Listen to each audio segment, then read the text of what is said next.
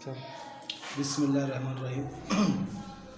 Dear तालिब इल्म दोस्तों, आज हम जो सीखेंगे वो है हमारे पास स्क्वायर रूट यानी 4761 का डिवीज़न मेथड के ज़रिए स्क्वायर रूट मालूम करना कि किस तरह से हम किसी बड़ी रकम का और ताक रकम का स्क्वायर रूट कैसे मालूम कर सकते हैं। तो उसका बिल्कुल तरीक़ेकार ये है कि आप इस तरह से इसकी यानी कि लाइन बना लेंगे और यहाँ पर हम लिखते हैं 4761। अब सबसे पहले आपको क्या करना है कि इसके पेयर बना लेने हैं। पेयर आप इस तरह से बनाएंगे, दो पेयर हमारे पास ये बन गए, दो पेयर हमारे पास ये बन गए। अब उसके बाद आपको ये देखना है कि जो हमारे पास 47 है ये स्क्वायर रूट के कितने करीब है और कौन सी रकम इसके करीब तक लग रही है। तो लिहाजा अगर इस पर हम फॉर एग्जांपल 4 का पहाड़ा पढ़ते हैं तो वह हमारे पास 4 चौके 16 बन जाएगा, जो गलत है।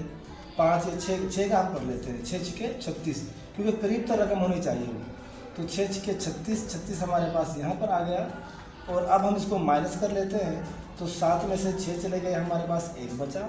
और यहाँ पर हमारे पास 4 में से 3 चले गए, यहाँ पर भी हमारे पास 1 बचा। और इन दोनों को हम कर लेते हैं जमा, यानी कि ये हमारे पास बन गए 12। अब हमें क्या करना है कि ये दोनों रकमें, एक चीज़ ध्यान में रखनी है हमें कि ये दोनों रकमें हमेशा इकट्ठी उतारनी। ये नहीं कि आप पहले 6 उतारें और फिर 1 उतारें। ये इसमें कॉन्सेप्ट अपना क्लियर रखना है कि हम दोनों रकमें हमेशा इकट्ठी उतारनी है। तो लिहाजा हम इसको उतारें तो हमारे पास बन गए 1161।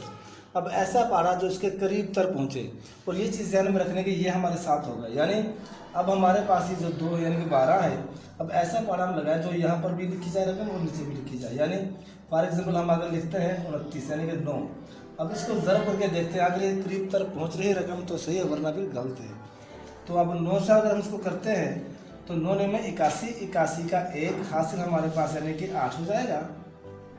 9 दूनी 18, 18 और 8 हमारे पास कितना बनेगा 26 यानी कि 26, 26 का हमारे पास 6 आ गया। और हासिल फिर से हमारा 2 आ गया। 9 एकम 9, 9 और 2 हमारे पास क्या बन गया 11 बन गया। तो लिहाजा ये बिल्कुल यानी कि मुकम्मल हो गया। तो अब सबसे पहले हमने किसके साथ किया, 6 के साथ किया, फिर हमने किसके साथ किया, 9 के साथ किया। तो यही हमारा यानी कि स्क्वायर रूट इसका निकल आएगा। ये चीज़ आपको ध्यान में रखनी है कि जब भी आप रकम वेरीफाई करनी हो तो फिर आप क्या करना है 69 × 69 इस तरह से आप इसको वेरीफाई कर सकते हैं। वेरीफाई करने के बाद ज़रब करने के बाद अगर ये रकम आपके पास सेम टू सेम बन रही है 4761 तो आपका यानी कि जवाब सही है तरीक़ा से, वरना गलत है। ये बड़ी रकम का हम यानी कि डिवीज़न मेथड के तरीके से मालूम कर सकते हैं। और अगर इसी को अगर फॉर एग्जांपल हम दूसरे तरीके से मालूम करें वो हमारे पास नहीं कि लंबा प्रोसेस होगा ऐसी वाला, तो बेहतर ये है कि हम यानी कि डिवीज़न मेथड के तरीके से मालूम करें।